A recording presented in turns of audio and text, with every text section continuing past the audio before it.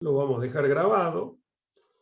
Como nadie leyó lo que les pedí que lean, se supone que en eso consistía la última parte de la clase anterior, para que empecemos con esta, yo simplemente les voy a hacer un resumen de qué es lo que decidió la jurisprudencia de la Corte, en ese caso, a través de un fallo conocido como el fallo Mera. Se había dado la situación de un contribuyente al cual la AFIP le impugnó en la declaración jurada del impuesto a las ganancias gastos que había deducido y respecto de los cuales los pagos no se habían realizado de acuerdo a los medios de pago establecidos en la ley antievasión, en esa ley 25345.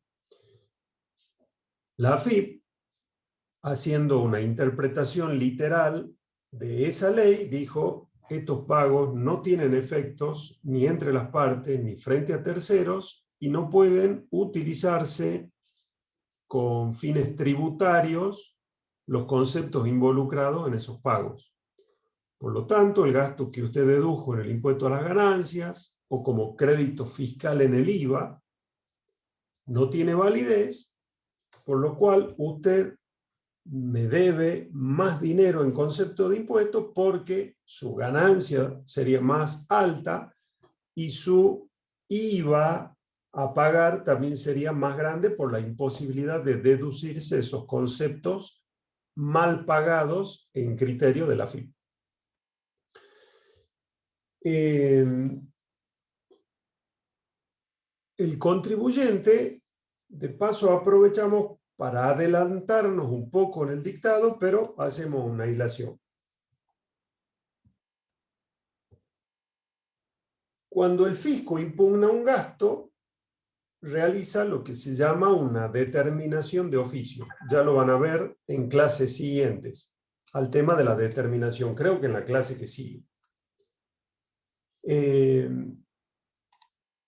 Esa determinación de oficio es una determinación de la obligación tributaria que hace el fisco. Hay un procedimiento establecido en la ley que le permite al contribuyente defenderse. El contribuyente se defendió utilizando el artículo 34, diciendo que podía probar en contrario y de hecho acercó pruebas de la veracidad de las operaciones. El fisco siguió con su postura de que se aplicaba la ley 25345 y por lo tanto no admitió esa defensa. Dicta dentro del procedimiento de determinación de oficio, ese procedimiento culmina con el dictado de una resolución por parte de la AFIP. Una resolución que se denomina resolución determinativa de oficio, determinando los tributos en cuestión, los adeudados. Cuando hay una determinación tributaria por parte del fisco, determinación de oficio, la misma ley 11683, sucede lo mismo en el ámbito provincial o municipal, dan un plazo para interponer recursos. ¿Qué son los recursos? Son vías, posibilidades que las leyes le dan a los contribuyentes para discutir algo en otra instancia, en una instancia superior a aquella que dictó el acto. En este caso, el contribuyente opta por una de las posibilidades que otorga la legislación, que es apelar ante un tribunal que se llama Tribunal Fiscal de la Nación. Ya verán en su momento que es dentro de la unidad de procesal. El Tribunal Fiscal de la Nación resuelve a favor del contribuyente diciendo lo siguiente: que cuando hay dos leyes aparentemente encontradas, como la ley 11683 en el artículo 34 y lo que dispone la ley antievasión, la que debe prevalecer es aquella ley específica sobre la cuestión. Y según el Tribunal Fiscal de la Nación, esa ley específica o especial es la que permite que se pruebe la veracidad de la operación. Por lo tanto, como el contribuyente había comprobado la veracidad de la operación, se le da la razón al contribuyente en el tribunal fiscal diciendo que la resolución determinativa de oficio que había dictado el fisco, la AFIP, quedaba sin efecto. La AFIP apela esa decisión del tribunal fiscal ante la Cámara Nacional de Apelaciones Contencioso Administrativo Federal. ¿Qué resuelve la Cámara? Algo que después termina diciendo la Corte en la apelación siguiente. Se le vuelve a dar la razón al contribuyente, pero no con la misma motivación del tribunal fiscal. La Cámara, ¿qué es lo que dijo? Dice, si por cuestiones formales, como sería la no utilización de determinados medios de pago, se termina gravando al contribuyente por un importe mayor que el que le hubiera correspondido según su capacidad contributiva, esa norma, que es la de la ley antievasión, sería irrazonable, algo que ya hemos visto en constitucional, y por lo tanto inconstitucional, por irrazonable. ¿Qué es lo que decía la Cámara? Y después lo ratifica la Corte. Todo tributo pretende alcanzar una determinada manifestación de capacidad contributiva. En el caso del impuesto a las ganancias, esa capacidad contributiva está dada por una ganancia. Y la ganancia es una diferencia entre los ingresos y los gastos computables.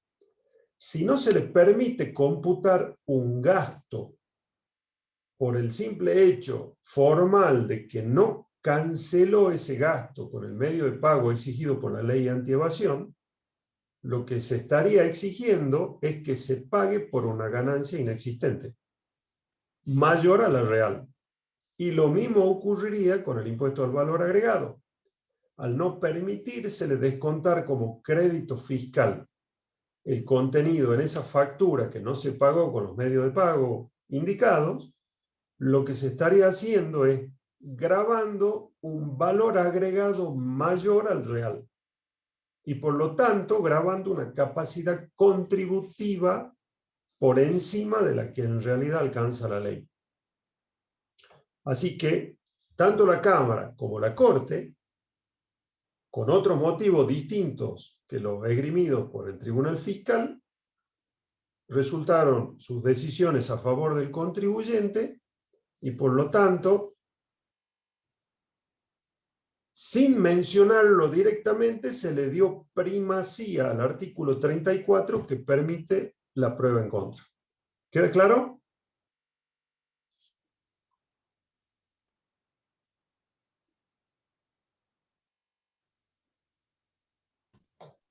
Sí, profe. Profe, disculpe, ¿cómo era Sí. cuando se pagaba la ganancia no computable, digamos que no me quedó bien claro en esa parte?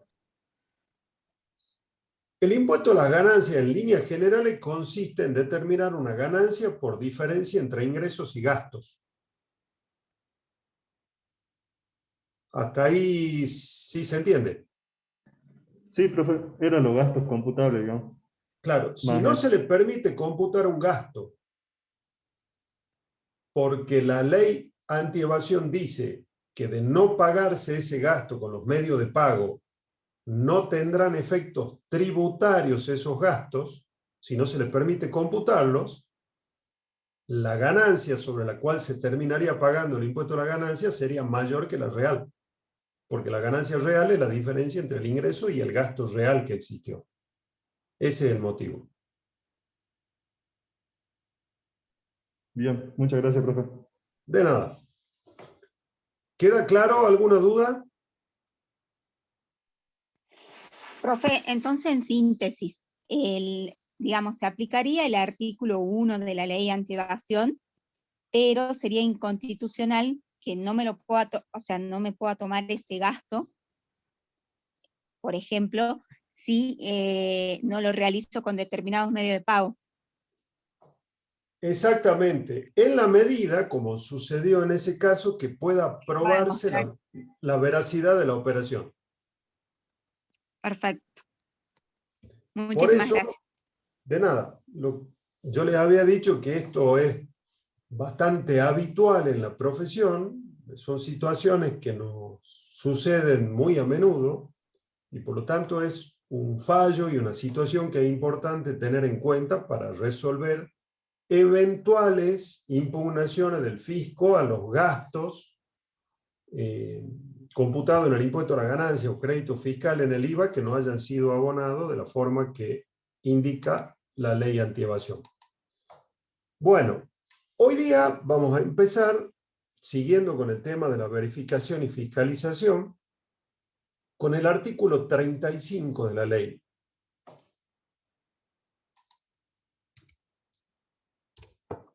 Fallo Mera. El artículo 35 de la ley 11.683. ¿Qué es lo que hace el artículo 35 de la ley 11.683? Describe en concreto distintos procedimientos que puede llevar adelante la AFIP para ejercer esas facultades de verificación y fiscalización. Son distintas alternativas, distintas facultades que le da la ley al fisco para actuar. Si uno lee, por favor, fíjense, artículo 35, artículo 35 de la ley.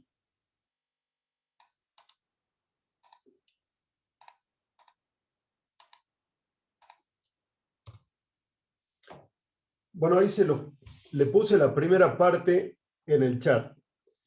Dice, la AFIP tendrá amplios poderes para verificar en cualquier momento, inclusive respecto de periodos fiscales en curso, por intermedio de sus funcionarios y empleados, el cumplimiento que los obligados o responsables den a las leyes, reglamentos, resoluciones e instrucciones administrativas, fiscalizando la situación de cualquier presunto responsable. En el desempeño de esa función, la AFIP podrá y continúa una enumeración de distintas facultades que la ley le otorga a la AFIP. Hay una primera discusión, si se quiere, en doctrina, respecto de lo que comienza diciendo el artículo, que dice, la AFIP tendrá amplios poderes para verificar. Y termina ese encabezamiento diciendo, en el desempeño de esa función, la administración podrá. ¿Por qué se da la discusión? Porque algunos sostienen que esa enumeración que realiza el artículo 35 es taxativa. Eso querría decir que el fisco no tendría ninguna otra facultad en relación a la verificación y fiscalización que no sea concretamente las vistas en otros artículos o en la enumeración. Pero hay otros que dicen, esta enumeración no es taxativa. ¿Por qué? Porque en el primer párrafo, en el encabezado, dice que la administración tendrá amplios poderes. Y al decir que tendrá amplios poderes, la ley está diciendo que los poderes no se circunscriben a los que están enumerados en los incisos A en adelante, sino que puede tener otros poderes, otras facultades más allá de lo que están específicamente mencionados ahí. Así que hay de las dos posturas. Yo le diría que la mayoritaria dice que no es taxativo, sino que es meramente enunciativa esa enumeración que se hace en el artículo. Y en el inciso A, como primera facultad que le otorga la ley a la AFIP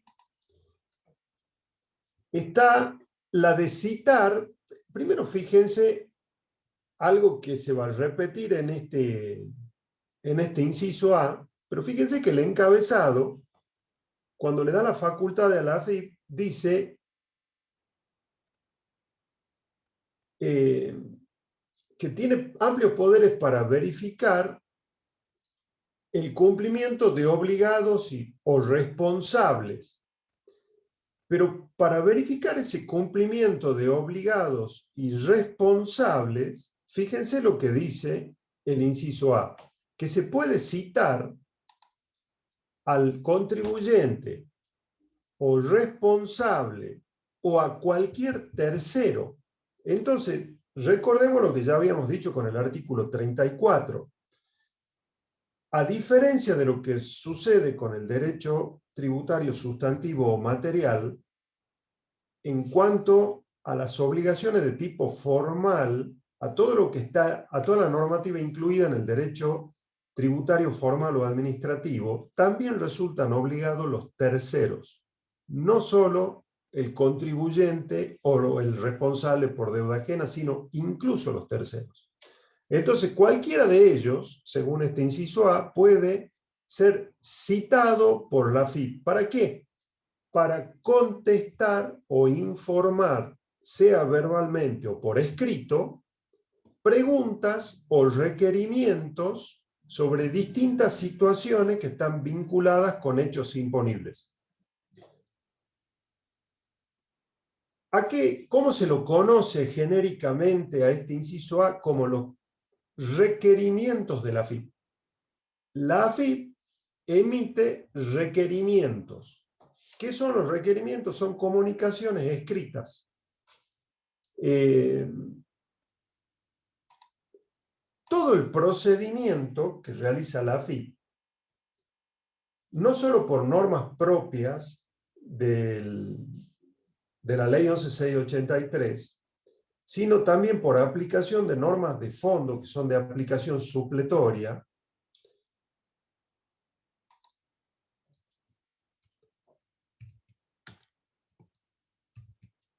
El artículo 116 de la 11.683 indica específicamente cuáles son las normas de aplicación supletoria. ¿Para qué nos sirven esas normas de aplicación supletoria? Para cubrir algunas cuestiones que no están específicamente mencionadas, legisladas o establecidas en las normas tributarias propiamente. Entonces, la ley menciona cuáles son esas normas de aplicación supletoria, entre las cuales está la Ley de Procedimiento Administrativo, la 19.549. Y en base a ambas normas, la 19.549 como ley de fondo y la 11.683, todo el procedimiento que lleva adelante la AFIP es un procedimiento escrito. La AFIP tiene que ir dejando constancia de todos los pasos que va dando. En este caso, en el ejercicio de sus facultades de verificación y fiscalización. Una de esas constancias escritas es el requerimiento. Una notificación que dirige al contribuyente responsable o tercero solicitando que le informe o le responda algo o le aporte algo. Le puede hacer una pregunta, le puede pedir que confirme algo, le puede pedir que aporte documentación respaldatoria. Cualquiera de esas cuestiones vinculadas con un hecho imponible de alguien, por ejemplo, se lo pueden dirigir al contribuyente, pero solicitando la información sobre algo que fue un hecho imponible de un tercero. Si el contribuyente compró algo, la venta y por lo tanto un hecho imponible en algún impuesto fue de un tercero, no del propio contribuyente, pero le pueden pedir información al contribuyente. Y lo mismo puede hacer la AFIP respecto de un comprador del contribuyente. ¿Para qué? Para verificar y fiscalizar algún eventual hecho imponible del contribuyente. En ese caso, el tercero actuó como comprador. Entonces, la AFIP le puede dirigir ese requerimiento, esa solicitud de información a cualquiera. Y el Profe. artículo, sí, Buenas noches, profe. ¿qué hace Pecho? Sí, bueno, aquí ando, más o menos, profe. Después ¿Qué te te anda cuento. pasando, Pecho? Ah, después te cuento, después te cuento. Está todo, por ahora está todo bien. No te olvides Eh, de la máxima que dice que peor es casarse, Vos sabés que parece que no. ¿no? Te quería preguntar esto. ¿Qué Sí. pasa si el tercero, a quien la FIP cita, no puede aportar las pruebas que le requieren? Eh, ¿Es apacible a sanción, algo, el tercero? sí, ahí vamos. Empezamos al revés. Es obligación de todos contestar. El hecho de tener que contestar no quiere decir que se esté en condiciones de cumplir con lo que la AFIP pide. Puede ser que alguien no esté en condiciones de cumplir con lo que la AFIP pide. Pero hay que responder, aunque sea diciendo que no tiene conocimiento, que no tiene el comprobante que se le solicita, que no participó en esa operación, pero de contestar hay que contestar porque el incumplimiento está castigado por el artículo 39, el de las infracciones formales. Así que todo el mundo tiene que contestar. Y el hecho de contestar, ustedes fíjense lo que dice el inciso A, dice dentro de un plazo que se fijará prudencialmente en atención al lugar del domicilio del citado. Al decir que se fijará prudencialmente, no hay un plazo concreto. Entonces es como que la ley 11.683 le deja librado al fisco la posibilidad de establecer ellos cuál va a ser el plazo. Y dependiendo de qué se trate el requerimiento en cuestión, puede ser muy simple de responder o puede ser que ese requerimiento abarque muchas cuestiones, mucha documentación, mucha información para preparar la cual el tiempo que otorgó ese requerimiento sea bastante exiguo. Muchas veces pasa que los requerimientos lógicamente están dirigidos al contribuyente con su quit, al domicilio fiscal que tiene, etcétera. Dice, se solicita que en el término de 48 horas de recibida la presente notificación, aporte a esta administración tal o tal y tal cosa. Entonces, por un montón de motivos, es probable que dentro de esas 48 horas, o 3 días, o 5 días, lo que fuera, no se puede cumplir con lo que se está solicitando. Entonces, ¿qué alternativas tiene el contribuyente? Bueno, una de esas alternativas, precisamente,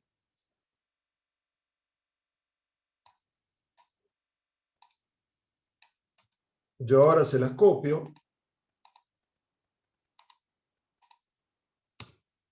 Artículo 1, inciso E, de la ley 19.549, que habla de los plazos,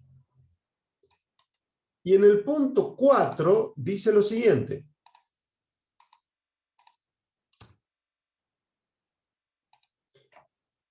Que cuando no se hubiera establecido un plazo especial para la realización de trámites, notificaciones, situaciones, cumplimiento de intimaciones y emplazamientos, contestación de traslado, vista, informe, etc., aquel será de 10 días. Y si estamos hablando de plazos administrativos, porque esta es una ley de procedimiento administrativo, la 19.549, que es de aplicación supletoria por el artículo 116 de la 11.683. Si estamos hablando dentro de la administración y de plazos administrativos, esos 10 días, ¿cómo serán? ¿Corridos? ¿Hábiles administrativos? ¿Qué les parece que serán? Deberían ser hábiles. Hábil administrativo. Son Hábiles hábiles administrativos. administrativos. Ya verán, si es que no han visto hasta ahora en alguna clase posterior, cómo se cuentan los términos. Y por ejemplo, si ustedes reciben hoy un requerimiento, y suponiendo que el requerimiento le otorgue estos 10 días hábiles administrativos, el día 1 es mañana. Empieza a las 0 hora del día posterior a que se recibió la notificación. Entonces, tendrían 10 días hábiles administrativos y, por ejemplo, mañana sería el día 1, el viernes sería el día 2, tenemos 5 días de la semana siguiente, ya irían 7. Creo que la semana siguiente, lunes y martes, feriado, ¿no es cierto? Entonces, el décimo día, Dios quiera. El martes décimo no va, día profesor. sería el viernes de dentro de 2 semanas. Esa es la forma de contar, ya lo verán más adelante. Pero lo importante es que si nos notifican a cumplir en un plazo inferior a esos 10 días, el contribuyente tiene la posibilidad, pero tiene que responder el requerimiento diciendo que lo solicitado se va a cumplir o se va a aportar o se va a responder dentro de los 10 días hábiles administrativos que indica la ley 19.549 en el artículo 1, inciso E, punto 4. ¿Sí? ¿Queda claro? Esa es una de las posibilidades. ¿Está claro, chicos? Sí, profe. Sí, Bien. profe.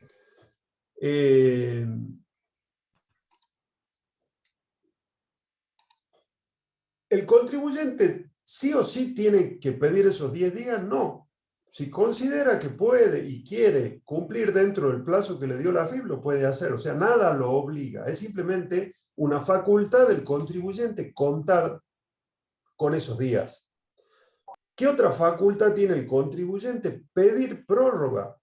Habiendo solicitado los 10 días, puede incluso, antes del vencimiento de esos 10 días, solicitar una nueva prórroga, esgrimiendo lógicamente motivos por los cuales no haya o vea que no va a poder cumplir dentro de los 10 días que solicitó, pero incluso tiene la posibilidad de solicitar otra prórroga. ¿Por La única vez sería? prórroga, ¿cómo? ¿Por única vez sería? No hay un plazo por única vez, pero para que la AFIP la otorgue, tienen que ser esgrimidos motivos que sean de validez, porque es una facultad de la AFIP otorgarla a esa prórroga. Nunca lo niegan, pero siempre y cuando los motivos que se esgriman para la prórroga, por ejemplo, si en el requerimiento me pidieron aportar 2 comprobantes de compra y yo pido 10 días y después pido 10 días más, no se me ocurre en este momento cuál puede ser el motivo para que en definitiva me otorguen 20 días hábiles para aportar dos comprobantes. Por eso le digo, depende cuál sea la situación en particular que se haya pedido, cuál sea la magnitud de la información que se pide. Hay que ver cuáles serían esas posibilidades. Yo le diría que esta etapa de pandemia nos ha dado muchos ejemplos de cosas que podrían pasar por las cuales esos plazos se han ido prorrogando casi automáticamente por la imposibilidad de asistir a las empresas de manera presencial, por ejemplo, donde está la documentación. Pero lo que sí tienen que tener en claro es que nunca puede dejar de contestarse, siempre argumentando, porque si no se responde, puede caber la aplicación de sanciones. ¿Queda claro? Sí, Bueno. profe.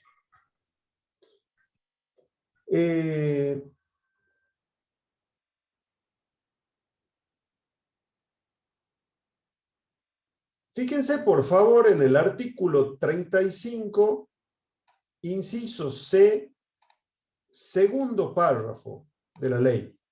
35, inciso C, segundo párrafo de la ley. Ese inciso C, que en realidad se refiere a otra de las facultades que otorga el artículo 35, también se refiere a este inciso A que estamos viendo. ¿Por qué? Dice el artículo 35 que cuando se responda verbalmente a los requerimientos, se dejará constancia en actas de esas respuestas verbales.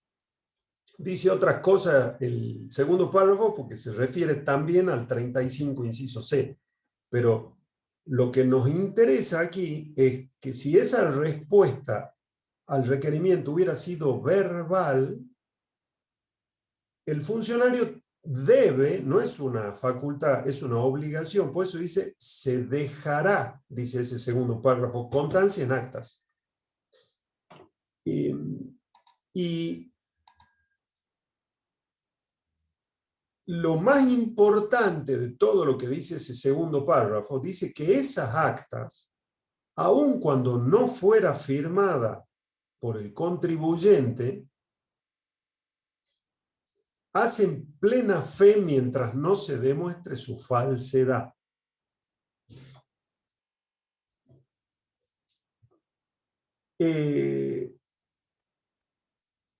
Esa expresión, hacen plena fe mientras no se demuestre su falsedad, ha sido incluida por la reforma de la ley 27.430. Antes no decía eso la ley. Decía que esas actas, firmadas o no por el interesado, servirían de prueba en los juicios respectivos. Prueba de la AFIP, prueba, digamos, con la que contaría la AFIP en un eventual juicio de ejecución fiscal o de lo que fuera. Y ahora dice, harán plena fe mientras no se demuestre su falsedad. Al utilizar esos términos, harán plena fe mientras no se demuestre su falsedad, lo que la ley está haciendo con esa acta labrada por el funcionario público es otorgarle una naturaleza jurídica al acta que ya había sido reconocida muchos años antes por la Corte Suprema de Justicia de la Nación en un fallo que se llama así como les puse en el chat, fallo Gambaro. En ese fallo la Corte dijo que las actas que suscriben los funcionarios en los procedimientos administrativos de verificación tenían la naturaleza de instrumento público. Hubieron muchos fallos, pero de tribunales inferiores a la Corte, por ejemplo el Tribunal Fiscal de la Nación, posteriores a ese fallo de la Corte, que a pesar de lo que dijo la Corte, le negaban la naturaleza de instrumento público al acta. Y uno diría, ¿cuál es la importancia de que sea o no instrumento público? Al calificarse algo de instrumento público, y fíjense lo que dice esa última parte del 35C segundo párrafo, dice, harán plena fe mientras no se demuestre su falsedad. Y ahí viene el problema, porque al decir harán plena fe mientras no se demuestre su falsedad, nos está diciendo que la única forma de impugnar esa acta por parte del contribuyente es demostrar en un juicio que es falsa, lo cual es muy difícil de demostrar. Es tan difícil como lo que hablamos de la prestación de los servicios. Entonces, ¿qué es lo que criticó la doctrina de esta incorporación de esta frase? Diciendo, no hacía falta que diga eso la ley porque lo pone al contribuyente en una situación de desigualdad frente al fisco. No habría igualdad procesal. Debería dársele al contribuyente la posibilidad de probar que lo que dice el acta no es la realidad, pero sin necesidad de que ese contribuyente tenga que iniciar un juicio ante la justicia para demostrar la falsedad del acta. Esa es la gravedad de esa expresión. Incluso la ley 11.683 va más allá. Si después lo quieren leer, a ver si lo tengo acá.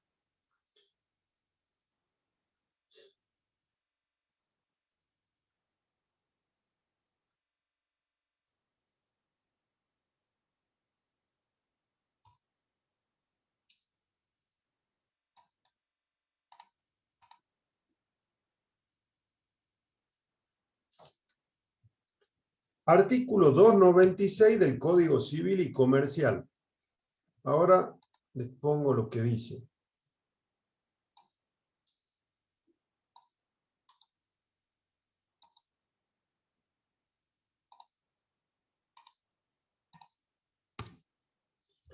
Fíjense lo que dice el artículo 296 en cuanto a la eficacia probatoria del instrumento público. Dice: hace plena fe en cuanto a que se ha realizado el acto, la fecha y el lugar en el que se emitió, los hechos que el oficial público enuncia como cumplidos ante él o por él, hasta que sea declarado falso en juicio.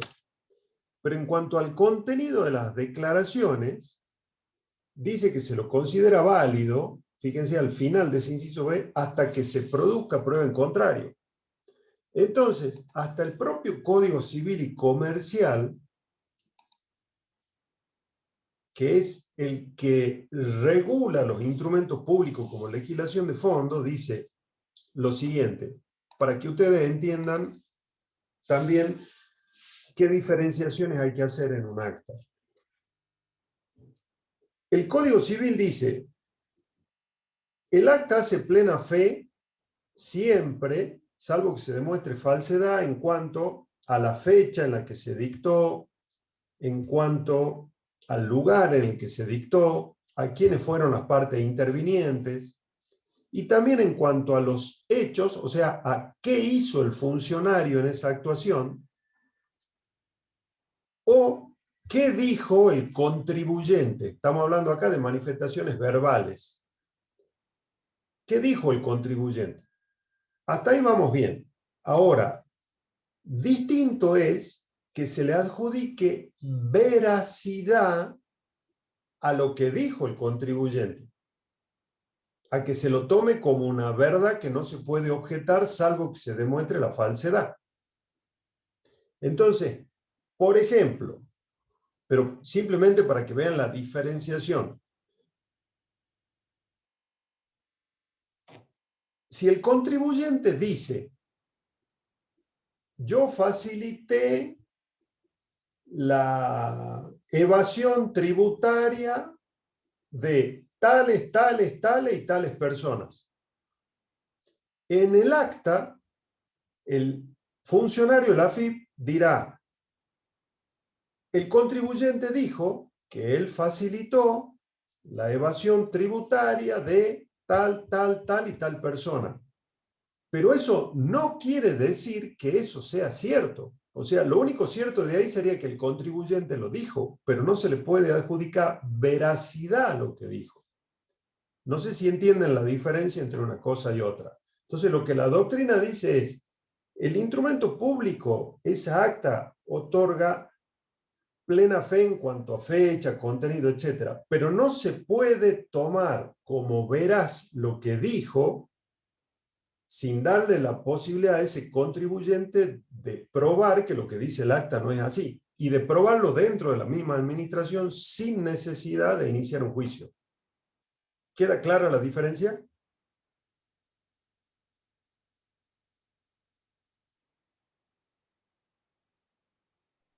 Sí, profe. Sí, profe. Bien. Todavía no han habido muchos casos en relación a esto en los que se haya llegado a discutir este punto, como para decirles qué dijo la jurisprudencia si le dio la posibilidad al contribuyente de probar en contra sin necesidad de un juicio. El juicio se llama de la siguiente forma, acá se lo anoto. No me culpen por el término, porque así se llama. Redargución de falsedad. Entonces, todavía no han habido casos, al menos que yo conozca, en los que el contribuyente, la ley es relativamente nueva, esta modificación, en los que el contribuyente haya tenido que iniciar un juicio de redargución de falsedad para demostrar que lo que decía un acta no era verdad. Pero el problema es que la ley lo dice. Entonces habrá que esperar qué es lo que resuelve la jurisprudencia. Yo me imagino, casi con seguridad, de que en la justicia se le va a dar la posibilidad al contribuyente de que pueda probar, sin iniciar un juicio por aparte, de que la verdad de los hechos que dice el acta pasa por otro lado. Esto sucede mucho en el tema de seguridad social, en el tema laboral. Muchas veces vienen inspectores que le solicitan a los empleados, por ejemplo, visitan los negocios y le piden el nombre, la categoría y la fecha de ingreso. Y es muy normal, sobre todo cuando han pasado muchos años, que los contribuyentes confundan el año de su ingreso. Y una vez que elaboró el acta el funcionario, se lleva de lo que dice el acta. Y después, si el propio empleado reconoce que se equivocó, el fisco lo toma como que al negarlo posteriormente, el empleado actuó presionado por el empleador. Y sigue sus actuaciones en base a la primera de las manifestaciones, aun cuando no fuera real. Ya han sucedido casos, muchos, en los cuales la propia justicia dijo, en este caso Justicia de la Seguridad Social, Cámara Federal de la Seguridad Social, que no cabía darle semejante entidad al acta original, sino que cabía atender a lo que era la realidad de los hechos que manifestaban los empleados con posterioridad. Pero si uno se lleva del carácter de instrumento público, la única forma de impugnar esa fecha original mal respondida por el empleado sería iniciar un juicio de redargución de falsedad de lo que dice el acta. Otro problema para el contribuyente que puede demorar un montón de tiempo. ¿Queda claro? Bueno. Si no es así, me avisan. Sí, profe, sí. Sí. Bien.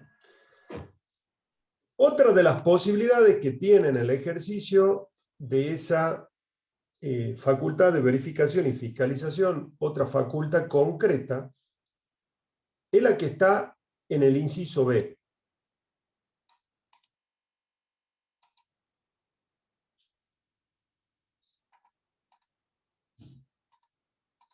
Para los que no tienen la ley, ahí lo tienen copiado al inciso B.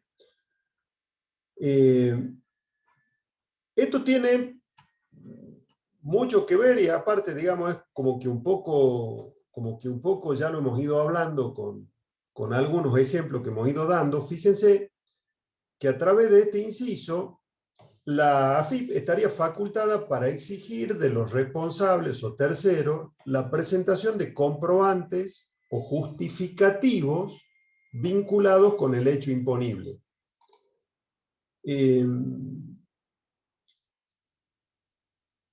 ¿Comprobante o justificativos es únicamente una factura? No. Acá no dice comprobante emitido de acuerdo con las normas de facturación que dicte la AFIP. Comprobante o justificativo puede ser cualquier elemento que pruebe una determinada situación. Puede ser, por ejemplo, un contrato, puede ser, por ejemplo, una declaración testimonial de alguien, puede ser cualquier elemento que la AFIP considere que le resultaría necesario para probar si se ha producido realmente o no un hecho imponible. Al tener esta amplitud, la facultad de la AFIP de solicitar elementos es muy amplia, no se limita a una factura. ¿Hay obligación de aportarlo? Sí, es lo mismo que lo del requerimiento. hay obligación. ¿Por qué? Porque la AFIP está facultada a solicitarlo. Si uno no aporta lo que la AFIP está solicitando, hay sanciones previstas en la propia legislación respecto de qué es lo que representa esa falta de cumplimiento. En general,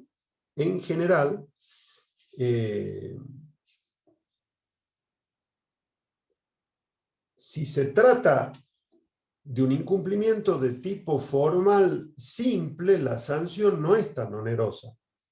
Pero dependiendo de qué tipo de incumplimiento se trate y dependiendo de si ese incumplimiento se reitera, las sanciones, ya la verán en la parte penal, son bastante onerosas. En relación a esto, hay un artículo, acá se los copio, en el decreto reglamentario, el 49, que fíjense lo que dice. Cuando el funcionario o empleado que realice una fiscalización exija la presentación de libros, anotaciones, documentos, comprobantes y demás elementos de juicio, el responsable deberá exhibirlos en forma ordenada y clasificada, en la forma ordenada y clasificada que resulta más adecuada para la verificación que se realiza. Y a continuación, en el segundo párrafo, dice: el no subsanar la inobservancia de este deber ante el requerimiento del funcionario o empleado verificador será considerado como resistencia pasiva a la fiscalización. Y ese nombre, resistencia pasiva a la fiscalización, es precisamente lo que se llama el tipo penal de una norma en particular. Dice: la resistencia pasiva a la fiscalización será sancionada con multa de tantos pesos. Entonces acá el decreto reglamentario me dice que no solo debo aportar los elementos que la AFIP me solicita, sino que debo hacerlo en la forma más ordenada que sirva a los fines de la fiscalización. Esto no quiere decir que el fisco solicite, al menos no es lo normal, a mí no me sucedió nunca, que el fisco solicite información que uno la ordene de una determinada manera.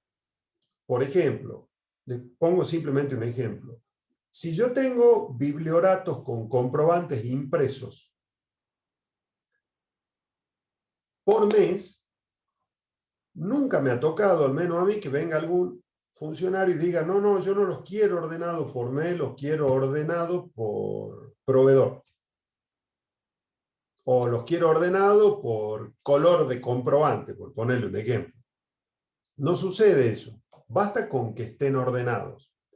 Ahora, si el fisco me pide comprobantes, por ejemplo, de compra del año 2020, y yo, porque estoy enojado con la inspección, agarro los comprobantes desde el 2017 al 2020, los mezclo a todo y se los doy a todo en una caja, y ahí no hay una presentación ordenada bajo ningún concepto.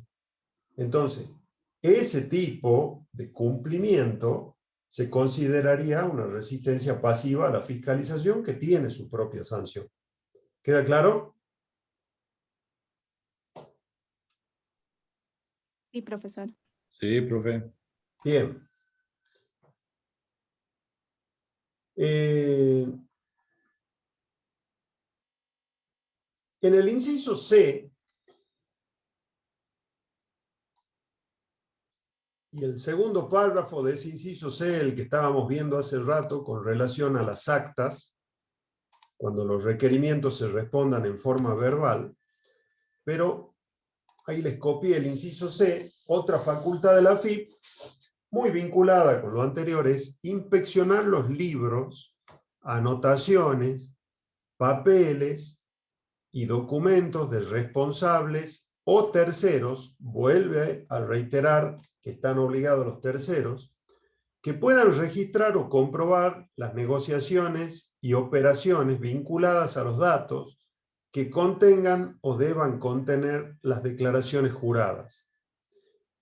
Y en particular sobre este inciso, el segundo párrafo dice que se debe dejar constancia en actas de la existencia e individualización de los elementos exhibidos, así como de las manifestaciones verbales de los fiscalizados, con las mismas apreciaciones que hicimos antes en relación a que estas actas son instrumento público. ¿Se acuerdan cuando habíamos visto la clase anterior el tema de los libros y de los comprobantes? Dice, inspeccionar los libros, anotaciones, papeles y documentos. ¿Dónde los inspecciona? ¿Los tengo que llevar a la AFIP o la AFIP los va a inspeccionar en el domicilio fiscal? Y recuerden lo que habíamos dicho respecto de que no solo la ley tributaria, sino inclusive el Código Civil y Comercial dice que los libros deben permanecer en el domicilio fiscal. No lo dice el Código Civil y Comercial, dice en el domicilio en el domicilio comercial. En el caso de la ley fiscal dice en el domicilio fiscal. Pero el Código Civil y Comercial también dice que la documentación debe permanecer en el propio domicilio fiscal del contribuyente. La AFIP exige que se lleven a las oficinas de la AFIP toda esta documentación. No. Pero cuando la AFIP solicite documentación, libros o el acceso a los mismos, ¿cómo lo hace? A través de un requerimiento. Dice, se solicitan los libros, diario, inventario y balance, libro IVA compra, IVA venta y sus correspondientes comprobantes respaldatorios correspondientes a tal periodo. La respuesta de uno es decir, esos libros, comprobantes, etcétera, se encuentran a su disposición en el domicilio fiscal para su verificación. Entonces uno está respondiendo sin llevarlo y ya después el funcionario de la AFIP se comunicará de alguna forma con la empresa, con el contribuyente, para ver en qué momento puede ir a verificar eso que está solicitando. Como les decía la clase pasada, si lo que solicita la AFIP no es mucho y uno quiere presentar fotocopia de esa documentación, y estamos hablando de presentaciones presenciales, ¿no? No olvidemos un poco de esta época, lo que se puede hacer es acompañar la respuesta escrita del requerimiento con las copias de la documentación que se solicita, pero llevar los originales. Lo que hace el funcionario de AFIP cuando recibe esa respuesta es corroborar que las copias, que además deben estar firmadas por el contribuyente, corresponden con los originales que se están aportando. El fisco se queda con la respuesta más las copias y el contribuyente se vuelve a la oficina con los ejemplares originales. ¿Queda claro, chicos, hasta acá?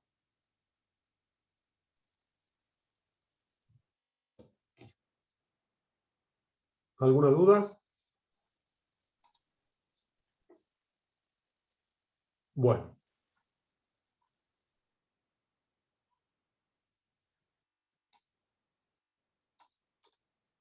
Recordamos respecto de esto lo siguiente que tiene su correlación en el Código Civil y Comercial. El último párrafo del 33 habíamos visto la clase pasada. Los libros y la documentación deben permanecer a disposición de la AFIP en el domicilio fiscal. Ese es uno de los motivos por los cuales la AFIP nunca les va a exigir que lleven los originales y los dejen en las oficinas de la administración. Si la AFIP de algún modo considerara que debe contar con esos comprobantes originales porque en un determinado caso especial es probable que desaparezcan o que el contribuyente los haga desaparecer. Para eso existe una posibilidad, si la quieren ver un poco más adelante, en el artículo 35, que es solicitarle a un juez una orden de allanamiento. Y en ese allanamiento, secuestrar por orden del juez la documentación que la AFIP solicite. Ya vamos a ver que no es tan sencillo solicitar un allanamiento, pero esa es una posibilidad para que la AFIP se pueda hacer, digamos, de los comprobantes o libros originales.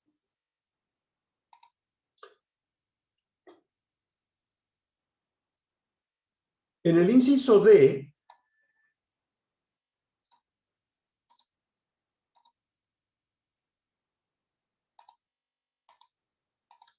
otra posibilidad con la que cuenta la AFIP para ejercer esa facultad de verificación y fiscalización es requerir el auxilio inmediato de la fuerza pública.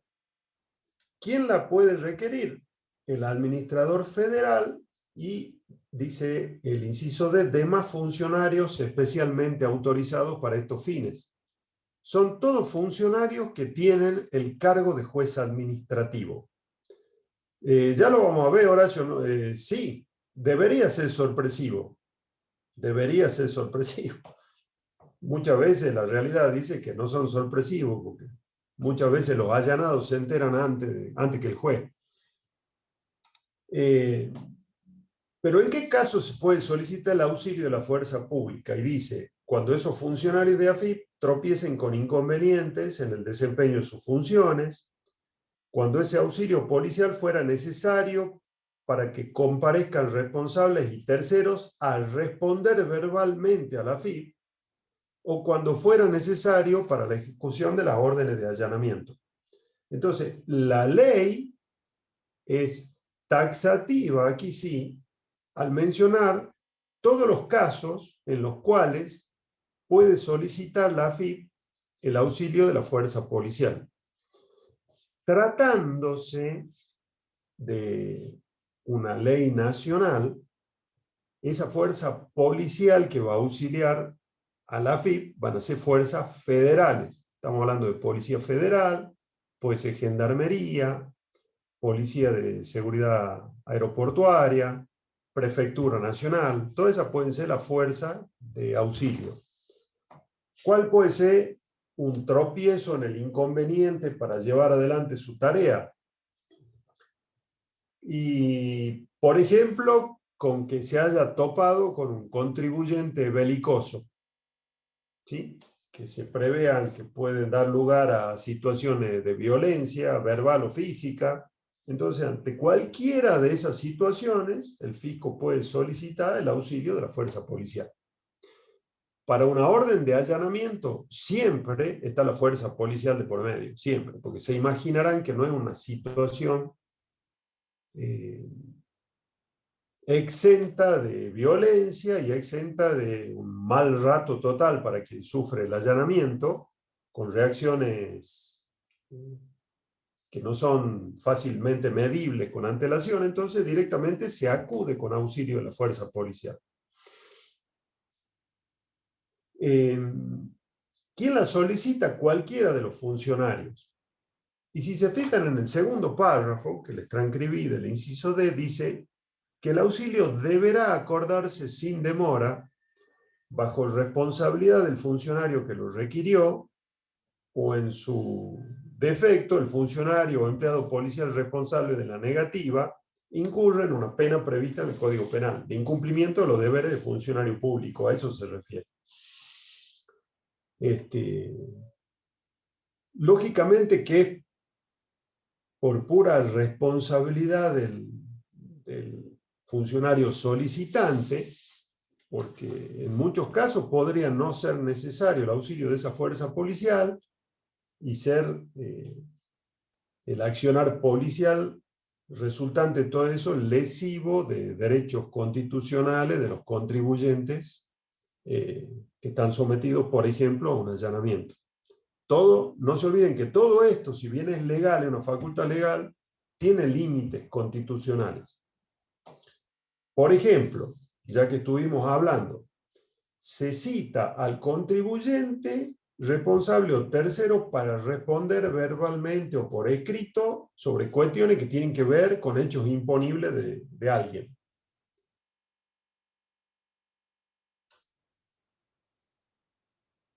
¿Qué se le ocurre a ustedes que sucedería si aquel a quien se le solicitan datos, a quien la AFIP a través de un requerimiento le solicita datos, es el contador asesor tributario de ese contribuyente? ¿Qué se le ocurre que tiene que hacer ese contador? ¿Tiene que responder lo que la AFIP le pregunte?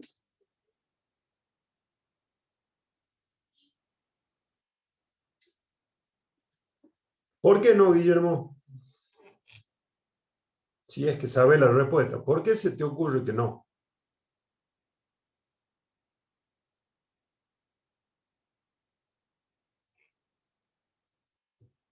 ¿Derecho a la defensa de quién?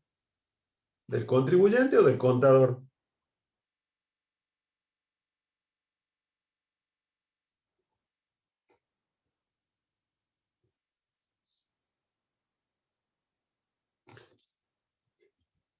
El profesional que es asesor, sea contador, sea el abogado, en realidad, cualquier profesional de cualquier profesión tiene una obligación de guardar secreto, el secreto profesional, en relación a todo conocimiento que tenga del paciente, del contribuyente, del asesorado, del que haya tomado conocimiento por esa relación.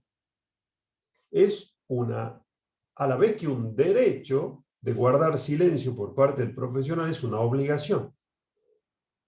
Si no cumplen los profesionales con esa obligación, existen sanciones previstas en el Código Penal de la violación del secreto profesional.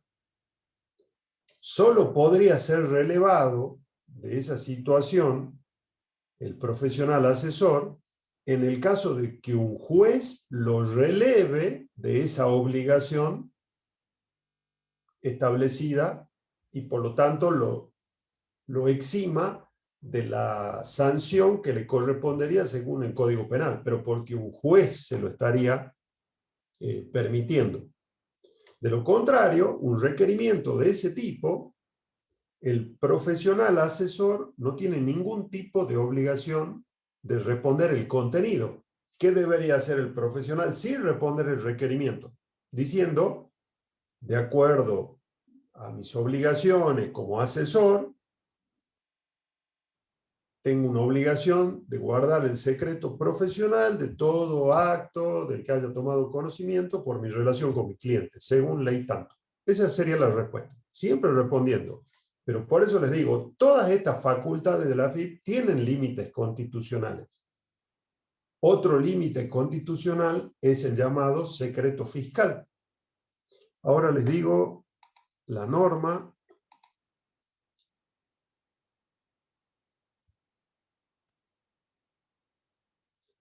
que es bastante larga, ustedes después léanla.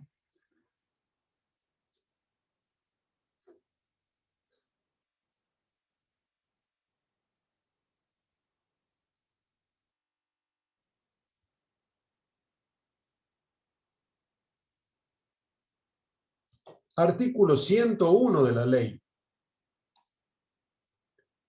Artículo 101 de la ley 11.683.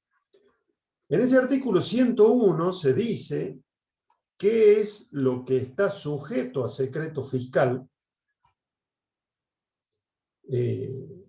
También menciona la ley que no está sujeto a secreto fiscal y dice en qué caso cede ese secreto fiscal.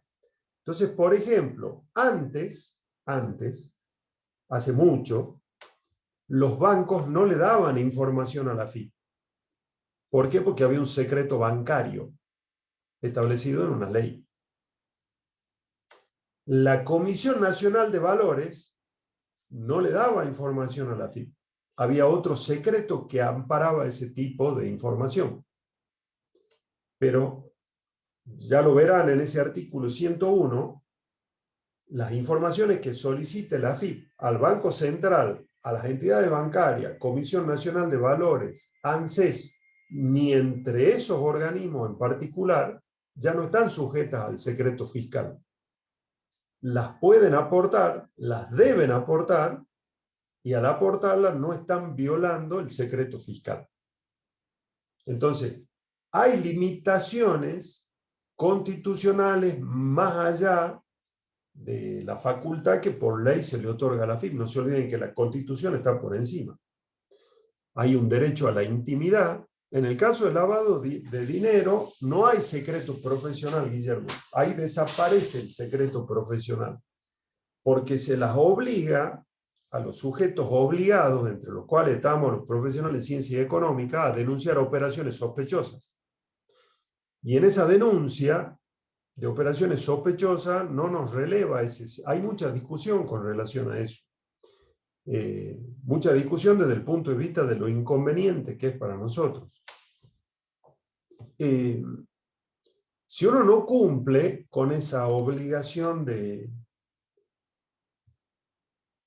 nos impone la ley de lavado, nosotros tenemos sanciones, y las sanciones de multa son bastante onerosas. Pero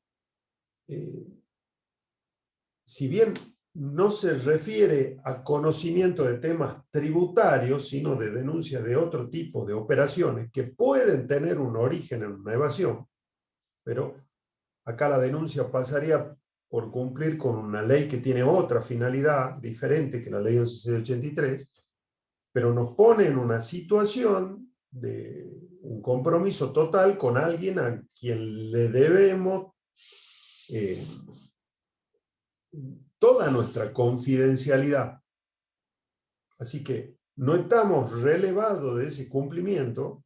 Ahí no hay secreto profesional que nos libre del cumplimiento de esa obligación, pero nos pone en un compromiso terrible. Y si bien se dice que es completamente confidencial esa información que uno brindaría de una operación sospechosa, esa confidencialidad termina cuando se le inicia un juicio al sospechoso de lavado de dinero. Y en el juicio, ese sospechoso de lavado de dinero, que puede ser nuestro cliente, se entera de que todo el juicio se inició por un reporte de operación sospechosa que hizo su contador. Entonces ese supuesto secreto o confidencialidad que hay en la denuncia de una operación sospechosa termina en un juicio. Imagínense ustedes esta situación, si les gusta ver películas, que a quien estemos denunciando por una cuestión así sea un narcotraficante. Y se termina enterando en un juicio que ustedes son los que lo denunciaron. ¿A dónde se tienen que ir a vivir para sentirse más o menos seguros ustedes y su familia? A otro país. Bueno, por eso es que es tan discutida esa obligación para nosotros. Nos pone en un compromiso tremendo. Bueno, en algún caso, en el norte, de ahí donde es Pecho, hubo un profesional, yo no lo conozco personalmente, pero es una situación que nos comentó el contador Simesen.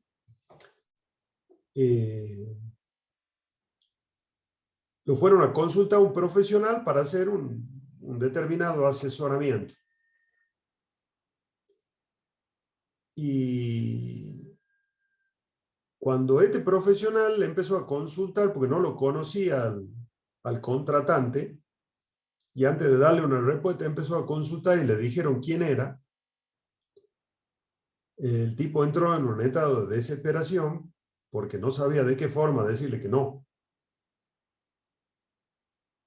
Porque evidentemente, si lo quería correr con el costo de los honorarios, no iba a ser una buena forma de correrlo, porque seguramente le iba a decir que sí, que no había problema. Entonces digo, esas situaciones que uno no sabe en qué momento se las puede encontrar, porque uno no conoce, a todo esto viene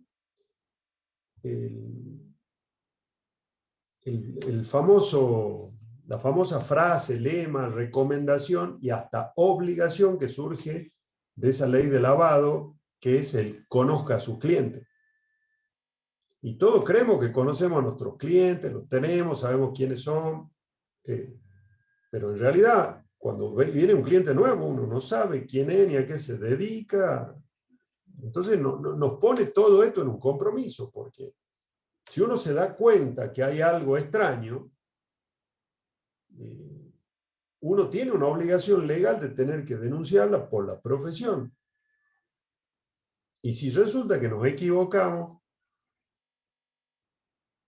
y esa persona se entera que lo denunciante hemos sido nosotros, entonces hay un montón de situaciones que nos comprometen seriamente con el tema del lavado de dinero.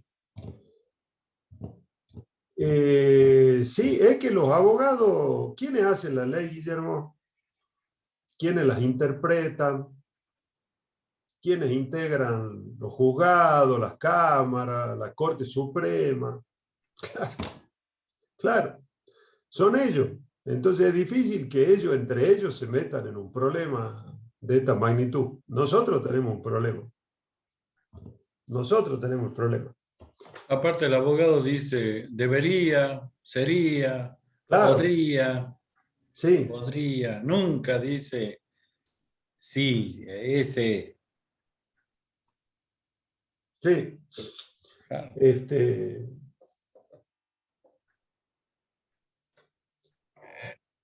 ¿Ustedes han visto la película Sicario?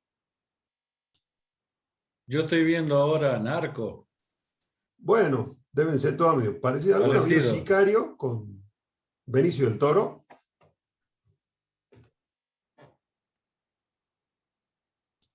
¿Se acuerdan la carita del gerente del banco cuando le van a pedir los papeles? El personaje de la película se llamaba Manuel Díaz. Cuando le van a pedir los papeles de la cuenta de Manuel Díaz, la carita del gerente del banco con los oficiales del FBI. Bueno, es así. Es así. ¿Y qué bueno, el gerente más vale que ese tenía toda la cara de sospechoso, el gerente debe haber sabido, pero digo, ¿qué hace el gerente? ¿Qué hace el gerente con los riesgos que significa cualquier decisión de ese tipo en relación a gente que se dedica a eso? Por eso es que lo ideal para nosotros hubiera sido siempre que no nos metan en este problema, porque aparte requiere de una cierta actividad investigativa de parte del contador para la que no estamos preparados. Nosotros no somos investigadores privados. Somos liquidadores de tributos, de sueldo, llevamos contabilidad. No estamos preparados profesionalmente para eso. Pero bueno, el problema existe, no se lo pudo parar de entrada, de antes de que se sancione la ley, no se lo pudo modificar después, pero digamos, la lucha en realidad sigue. En cuanto a evento profesional existe, por ejemplo, la contadora Ewes tiene muchos trabajos hechos, expuestos, y esa oportunidad que tiene en cualquier jornada que se relacione con esto vuelve a manifestar lo mismo. Como ella, muchos profesionales en el país. El contador Simensen también, pero el problema lo seguimos teniendo. Bueno, terminando con la película, los riesgos de trabajar para un narcotraficante y etcétera, Espera, etcétera. profe, la última. Sí, Pero sí. si vos sos el contador y la empresa esa maneja 60 millones de dólares diarios, ¿de dónde va a salir tanta plata? Vos te tenés que dar cuenta. Claro, pero lo que pasa es que, por ejemplo, si yo tengo un contribuyente que realice muchas ventas en negro, muchas, y no me avisa,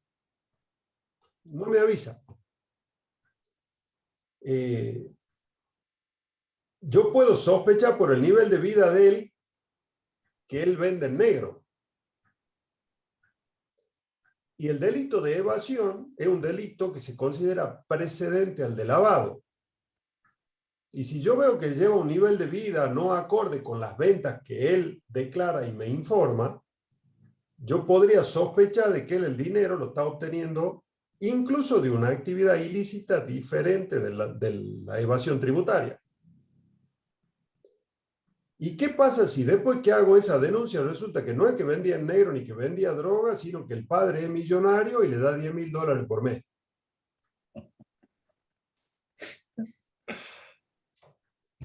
A eso me refiero. Quizá la mujer con la que yo no tengo relación tiene mucho dinero de su familia y de ahí vienen los gastos con los cuales se van de vacaciones. Entonces, yo no tengo por qué ponerme a investigar de dónde viene todo.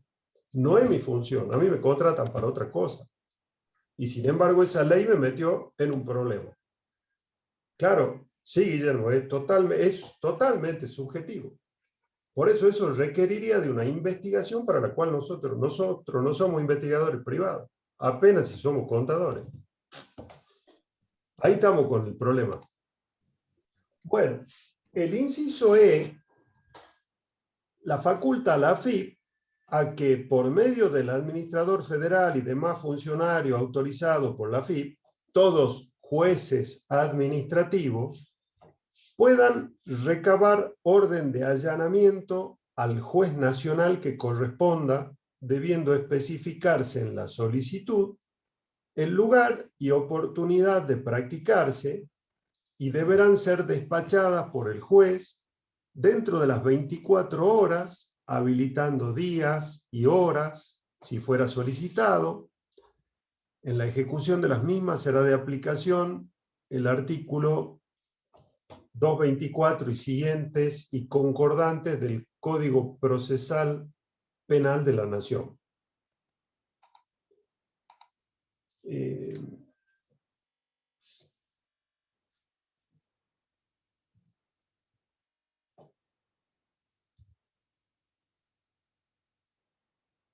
Dentro del artículo 116, que yo ya les dijera que menciona las normas de aplicación supletoria, está la ley de procedimiento administrativo, y aunque no lo mencione, también los reglamentos de las leyes que menciona ese artículo 116. Entonces también el decreto reglamentario de la ley de procedimiento administrativo, el Código Procesal Civil y Comercial de la Nación, con su correspondiente reglamento, y menciona el Código Procesal Penal de la Nación.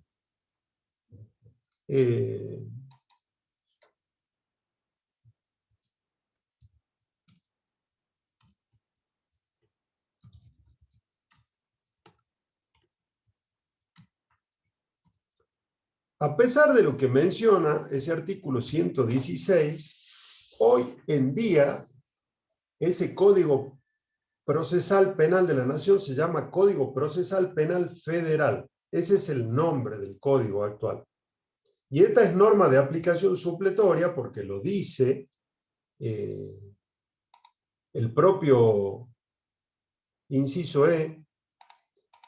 Como ya a esta hora ya no me acuerdo lo que hago, no le puse el inciso E, ¿no?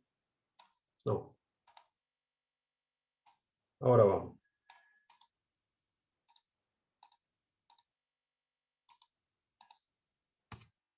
Ahí está. La parte final del inciso E dice que en todo este tema del allanamiento rige el Código Procesal Penal de la Nación. Entiéndanlo como referido al Código Procesal Penal Federal. Y fíjense lo que dice el inciso, que lo dice recabar orden de allanamiento. O sea, lo que hace la AFIP a través del juez administrativo es pedirle al juez la orden de allanamiento. Y a pesar de lo que después dice, que dice deberán ser despachadas por el juez dentro de las 24 horas, no es que el juez automáticamente acata lo que la AFIP le pide y dentro de las 24 horas. El juez, obviamente, que antes de dar una orden que va a implicar quitarle al contribuyente un derecho constitucional que está en el artículo 18, que es la inviolabilidad del domicilio de sus papeles privados.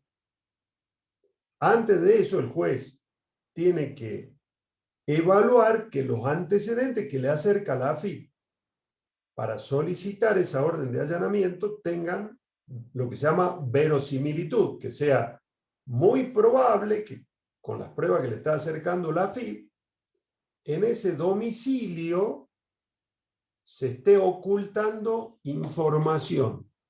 ¿Sí? ¿En qué casos se otorga por parte del juez esa orden de allanamiento? Cuando existan indicios serios y ciertos de que se está ocultando información sobre dos cuestiones.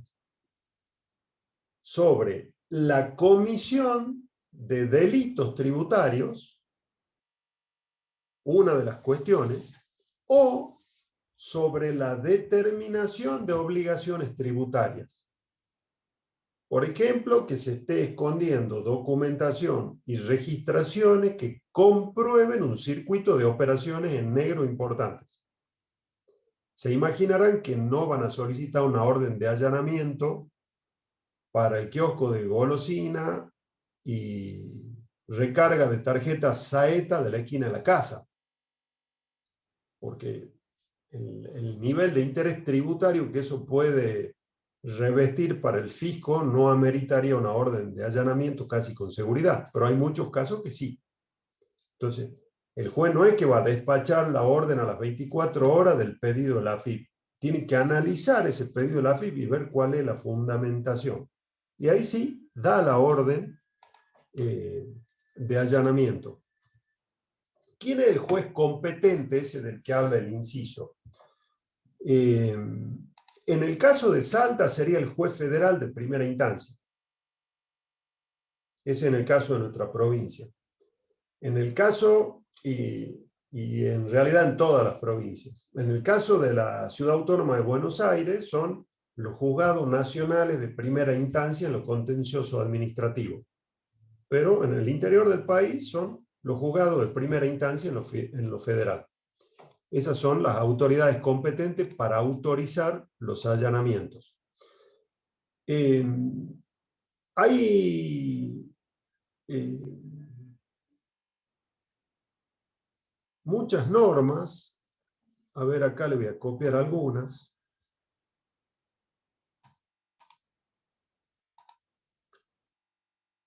No es importante esto que le voy a poner ahora, que ustedes lo sepan, es simplemente por una cuestión de curiosidad, digo, no es importante como contenido de la materia. Eso que dice CPPF es Código Procesal Penal Federal. Si se trata del allanamiento del lugar de vivienda, debe realizarse, dice, en horario diurno. Antes, decía desde que sale el sol hasta que se pone, eso decía el Código Procesal Penal Federal, es más o menos la misma idea. Pero excepcionalmente podría darse en otro horario si hubiera peligro en la demora, por ejemplo, de que desaparezca lo que se quiere buscar, pero en forma excepcional. Si el allanamiento es en otro lugar distinto del que no es la casa-habitación donde se reside, el que está destinado a vivienda, el allanamiento puede realizarse en cualquier horario. Y fíjense lo que dice la última parte, que es ordenado por el juez y no puede ser suplido por el consentimiento de quien habita el lugar. O sea, que le vayan a golpear la puerta y digan una orden venimos, un allanamiento. Y que le pidan la orden del juez y dice, ya me la traen. Y el dueño de casa le diga, bueno, pasen. Ese es un allanamiento que no tiene una fundamentación jurídica. A eso se refiere esa última parte. Pero son cuestiones más procesales que otra cosa. Lo que sí, en todo ese Código Procesal Penal Federal se dice que en la orden consta qué día debe realizarse, en qué hora, quién va a ser porque no es que vaya el juez. El juez designa un funcionario que va a estar al frente, o varios, que va a estar al frente de ese allanamiento, que normalmente es un propio funcionario de la AFIP. Se piden que haya 2 testigos, por eso si alguna vez, siempre hacemos la misma broma, van por alguna calle y ven muchos móviles policiales de gendarmería al frente de un domicilio, crúcense de vereda o den la vuelta a la manzana, no va a ser que lo enganchen para el testigo, lo tienen 12 horas metido adentro, y vaya a saber si le dan sanguchito. Eso no dice el Código Procesal Penal Federal, pero digo, traten de evitarlo porque es una situación bastante desagradable. A la pregunta de si se pueden secuestrar cosas, por ejemplo, documentación o libros, como consecuencia de ese allanamiento, sí se puede en la medida de que la orden de allanamiento diga eso, que normalmente lo va a decir. Si la orden de allanamiento no lo dice, no se pueden secuestrar los elementos.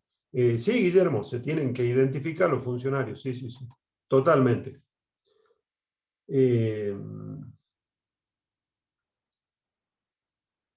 A ver.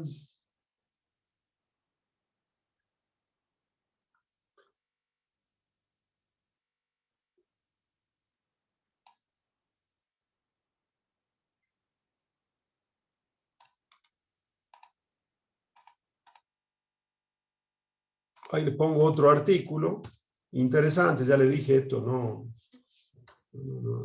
es un contenido que lo deban saber de memoria para la materia, pero fíjense lo que dice en cuanto al secuestro.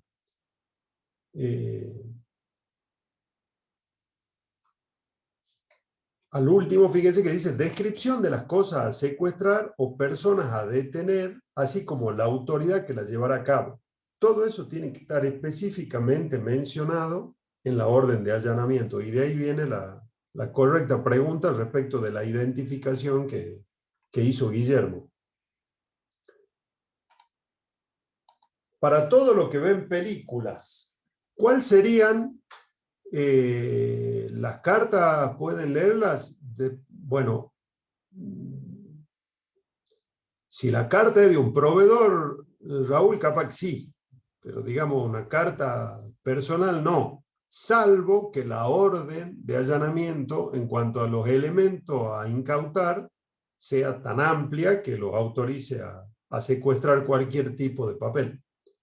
De lo contrario, no, pero sí te pueden leer una carta como para ver si es alguno de los elementos que están buscando. Lo que no podrían es llevársela si no lo autoriza la orden policial. Pero sí, digo, de verla o leerla, ver en qué consiste, podrían, porque no saben precisamente en qué consiste. ¿Qué se le ocurre que pasaría? Y esto hasta de las películas surgen, si se recolecta prueba obtenida en un allanamiento ilegal. ¿Qué pasaría con esas pruebas?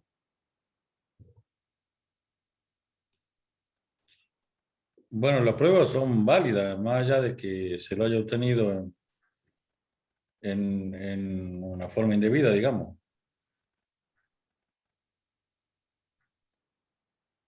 Roberto dice que el procedimiento es nulo, Guillermo dice que sería nulo, y Pecho dice que la prueba vale lo mismo. Y en realidad lo que se decreta es la nulidad del procedimiento. ¿Por qué? Porque están originadas precisamente en un procedimiento ilegal. Precisamente en un procedimiento ilegal. Yo me acuerdo que hace muchos años, creo que tenían menos años que ustedes, imagínense la cantidad de años, que vi una película donde habían unos asesinos de chicos a los que les hacen un allanamiento en el domicilio, donde encuentran hasta las zapatillas ensangrentadas de algunos chicos. Y como el procedimiento que se había seguido no había sido avalado judicialmente, toda la prueba fue anulada y lógicamente los asesinos liberados. En realidad la película se trataba de un grupo parapolicial, lo que se le llaman los vigilantes, que se forma a instancia del juez que los tenía que liberar a estos criminales, que lógicamente los liquidaban, o aplicaban la justicia a pecho. Pero bueno, así es el procedimiento y así es en realidad en todo el mundo. Se invalidan los procedimientos. En el momento del allanamiento, no, pero puede hablar, por ejemplo, por la pregunta que hace Guillermo. No le pueden prohibir hablar por teléfono con un asesor, por ejemplo. Eso no se le puede prohibir al contribuyente. Lo que sí es probable que como uno de los elementos de secuestro esté, sobre todo en la época moderna, el teléfono celular. Es probable, para analizar llamadas, mensajes, pero para que el juez autorice eso, por ejemplo, tiene que tener un fundamento, porque son todos elementos personales. Entonces, seguramente la AFIP, de alguna forma, habrá dado pauta de qué es lo que necesita. Ahora, ¿qué es lo que no se permite? Un poco aprovechando la pregunta de Guillermo. No se permiten lo que se llaman expediciones de pesca.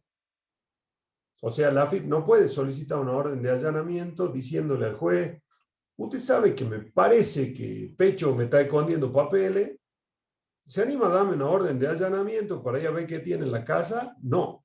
Eso sería una expedición de pesca. La AFIP tiene que darle elementos concretos al juez diciendo por qué tiene la casi seguridad de que ahí se están escondiendo cosas respecto de tal operación, de tal operación, de tal operación. Tiene que ir con elementos concretos. No se olviden que un juez va a estar autorizando a que se viole, entre comillas, un derecho constitucional del contribuyente. Entonces digo, las consecuencias de un allanamiento no fundamentado pueden ser durísimas para el funcionario que lo solicitó y para el juez que la autoriza.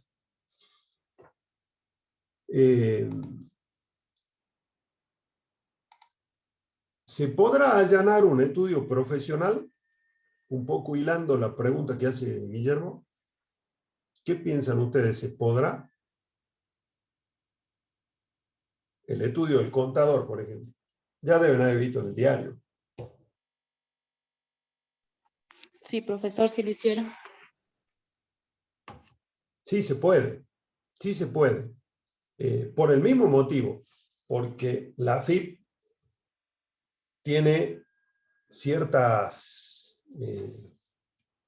indicios válidos de que en ese estudio se pueden estar escondiendo esos elementos que comprueben la existencia de hechos imponibles no declarados o la comisión de delito de tipo tributario. Solo que ese procedimiento de allanamientos profesionales tiene garantías de tipo especial.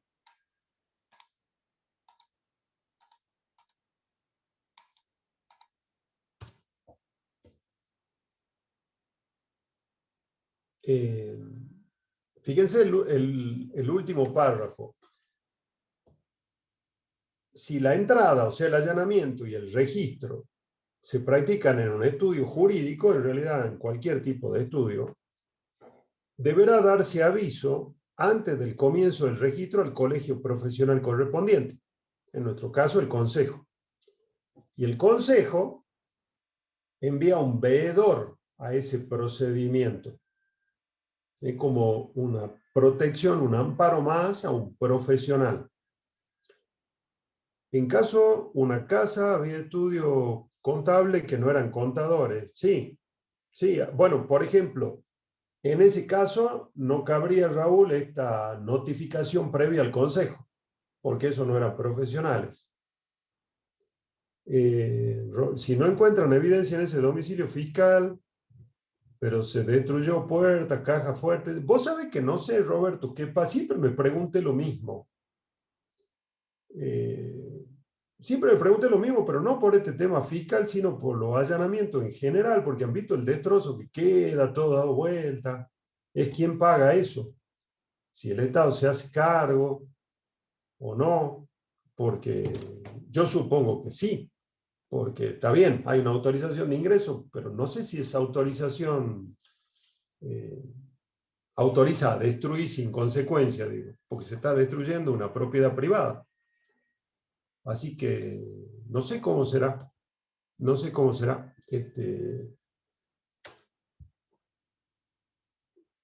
Y en los casos, tampoco sé, les soy sincero, qué pasa si se va a allanar y no hay nadie en una casa. Supongo que los mismos pueden entrar y romper. No sé, son preguntas que no, estaría bueno. Ya voy a averiguar, pero sinceramente no sé. Pero supongo que el Estado debería pagar los daños que ocasiona. Sería lo más normal. Bueno.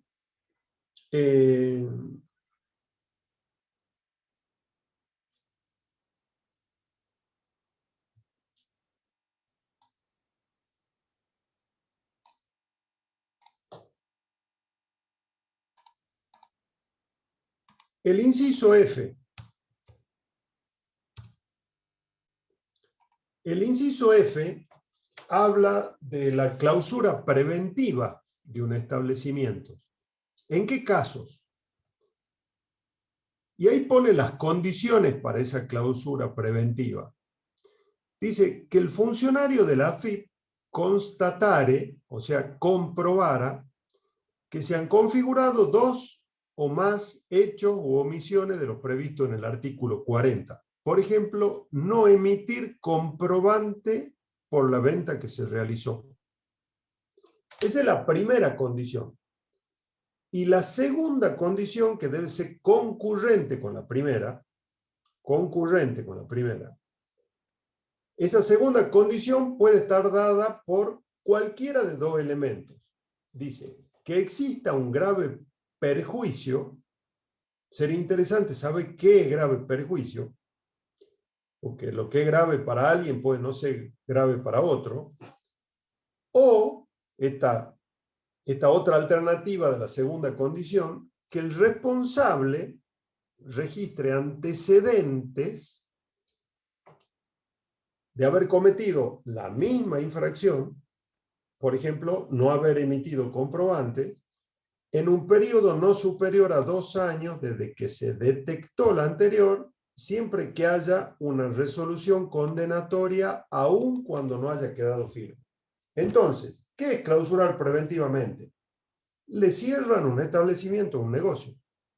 Pero para eso, como dice la norma, tiene que haber 2 condiciones.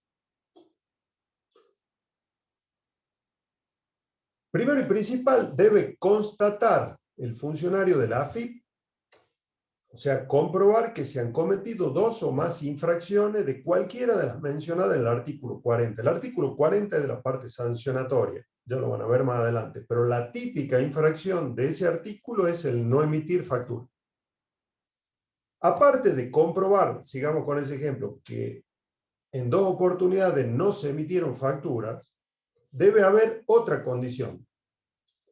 O hay un grave perjuicio, vaya a saber qué es lo grave, la ley no lo califica, o que el infractor tenga antecedentes de haber cometido esa misma infracción en los 2 años anteriores, contado desde que se detectó la infracción. Pero además le agrega otra condición, que por esa infracción anterior haya sufrido una sanción por parte del fisco o por parte de la justicia. Si se dan todas esas condiciones juntas, se puede clausurar preventivamente un establecimiento. ¿Cuál es el problema con esta clausura preventiva que ha sido muy discutida? Que esta clausura la aplica un funcionario de la AFIP. Y será preventiva, pero me están clausurando. Y por lo tanto me dejan sin posibilidad de trabajar. Ustedes después lean, por favor, el artículo 75 de la ley. Ese artículo 75 es sobre es sobre la intervención judicial, la intervención que tiene el juez respecto de esta clausura, porque el funcionario que determina esta clausura preventiva debe informar al juzgado sobre esta situación. Y el juzgado se tiene que expedir, pero se expide con posterioridad a la aplicación de la clausura. O sea, ya se expide cuando la clausura se realizó. Por lo tanto, aun cuando se le diera la razón al contribuyente, como que ¿de qué me sirve que me den la razón si me cerraron el negocio? Y lo que sí dice ese artículo 75 es que la clausura esa preventiva no puede durar más de 3 días. Si el juez no se expidió hasta cumplidos los 3 días, la clausura se levanta, salvo que el juez considere otra cuestión por otro motivo. Entonces, esta clausura ha sido declarada incluso inconstitucional por fallos de Cámara, diciendo que equivale a aplicar una pena sin la intervención previa de la justicia, del Poder Judicial, lo cual constitucionalmente está prohibido. Y a pesar de que este inciso existe desde hace mucho tiempo, era una excelente oportunidad para que en vista de los fallos hubiera desaparecido de la ley 11.683, pero sigue figurando. Así que existe esa posibilidad de la clausura preventiva.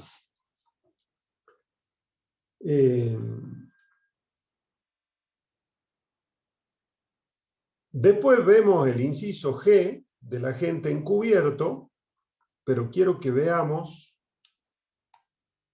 el inciso H, que se denomina medidas preventivas, otra facultad de la AFIP. Ese inciso H la faculta a la AFIP a disponer medidas preventivas tendientes a evitar maniobras de evasión. ¿Cuáles son esas medidas preventivas que puede llevar adelante la AFIP? Y dice la ley, sobre la condición de inscriptos. ¿Qué es la condición de inscriptos? Suspenderle el quit. O sea, el contribuyente no puede hacer nada con el quit suspendido. Es como que ya lo definió la jurisprudencia antes de que esto figure en la ley, que hoy en día una persona sin quit es como tener una muerte civil. No puede hacer nada, no puede vender, no puede comprar, no puede hacer absolutamente nada. Esa es una de las medidas que puede,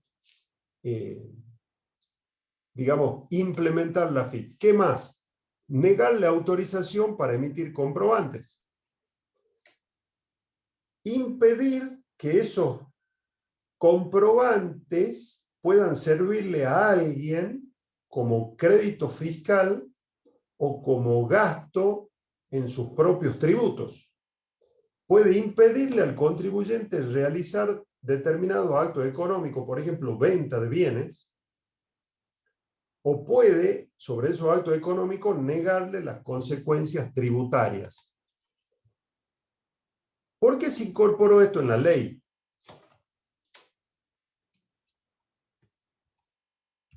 Esto se relaciona con algo que ya van a ver en la parte penal, que son las sanciones anómalas. ¿Qué es una sanción anómala? Es una consecuencia jurídica para alguien, en este caso para el contribuyente, pero que en la norma no está descrita como una sanción. No se le llama sanción y por lo tanto no tiene un procedimiento previsto para aplicarla y tampoco para que el contribuyente se defienda. Todas las sanciones, todas, ya van a ver en la parte penal, tienen un procedimiento previsto para aplicarlas en el cual el contribuyente se puede defender, puede aportar prueba.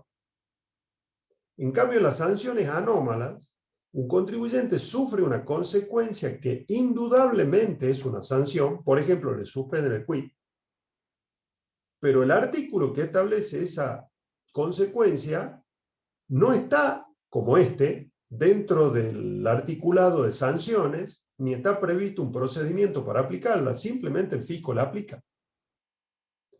¿Y por qué se lo incluye en la ley? Porque todo esto estaba todo este tipo de sanciones estaban en distintas resoluciones de la AFIP.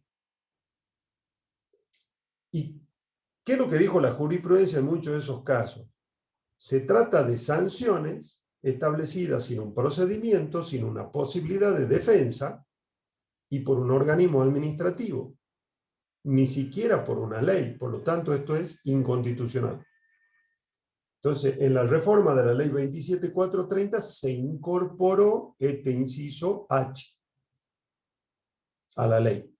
Por lo cual, todas esas potestades que estaban para la AFIP en distintas resoluciones, suspender la quit, prohibir la emisión de comprobantes a través del sistema de AFIP, prohibirle los efectos tributarios a quien reciba esos comprobantes, etcétera, todas esas consecuencias ahora están autorizadas por ley.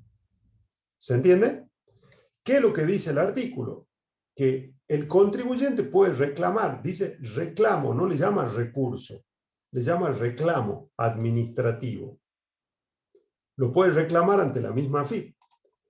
Y dice que la AFIP lo debe resolver en el plazo de 5 días. Lo interesante es saber cuál es el efecto de esa decisión de la AFIP, porque la AFIP le puede dar la razón al contribuyente o no.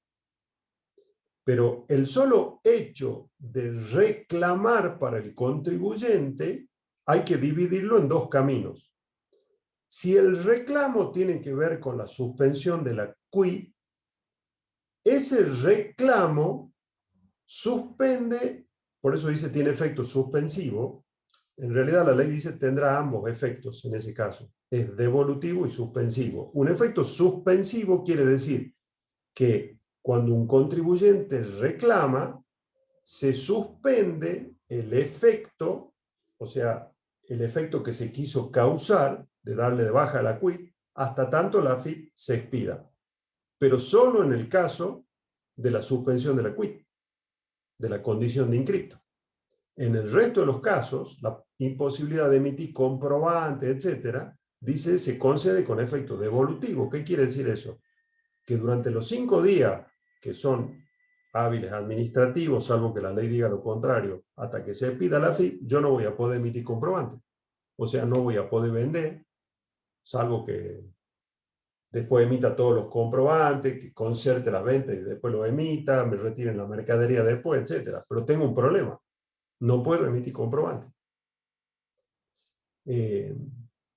Entonces le da la posibilidad el inciso de defenderse de ese contribuyente, pero con un simple reclamo administrativo. Si la AFIP dice que no, no le queda otra vía al contribuyente que ir a la justicia. E ir a la justicia con una medida cautelar para que se pida rápido, porque de lo contrario no puede seguir trabajando. Entonces, ahora se le ha dado legalidad a facultades que la AFIP ya ejercía, solo que basado en simples resoluciones generales. Y el inciso anterior que no hemos visto, el del agente encubierto, después véanlo ustedes, yo les explico en qué consiste. Cuando la AFIP, sobre todo, tiene denuncias, porque en eso se basa esto que se llama agente encubierto, de la falta de emisión de comprobante por las ventas de algún contribuyente, envía funcionarios para que actúen como compradores. Entonces van y actúan como compradores, y si ese contribuyente, por la venta que realiza, no les da el comprobante ante la solicitud de estos funcionarios, no le otorga el comprobante por la venta, los funcionarios se identifican, dicen, somos inspectores de AFIP, y en el mismo momento comienzan a labrar un acta con la infracción que puede dar lugar a dos tipos de consecuencias. O la clausura preventiva que vimos antes, si es que se dan esas otras condiciones para la clausura preventiva, o bien el inicio, a través de esa acta, de un procedimiento para aplicar clausura, la sanción del artículo 40. No la preventiva del 35F, sino la clausura del artículo 40. En eso consiste ese procedimiento del agente encubierto, después lo ven ustedes directamente del inciso no tiene mayores complicaciones. ¿Alguna pregunta, alguna duda, algo que quieran consultar? Si no, acá terminamos.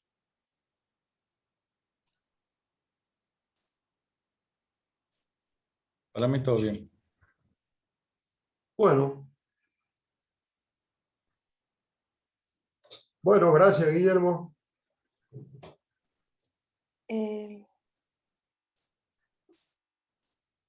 Profesor, disculpe. Sí, Entonces, ¿podría hacer digamos, un breve repaso de los artículos que hoy vimos? Era el artículo 35 y sí, inciso hemos C, vuelto a ver ¿verdad? algo del 33. 33, Ajá. 34, 36. También hemos visto el 33, punto 1, el 34. Bueno, gracias, profesor. 36, 39, 40, 75. Parece que estamos jugando al bingo de gimnasia, Pecho. Ya tengo línea. Bueno, nos vemos, chicos. Chao, profe. Que anden bien.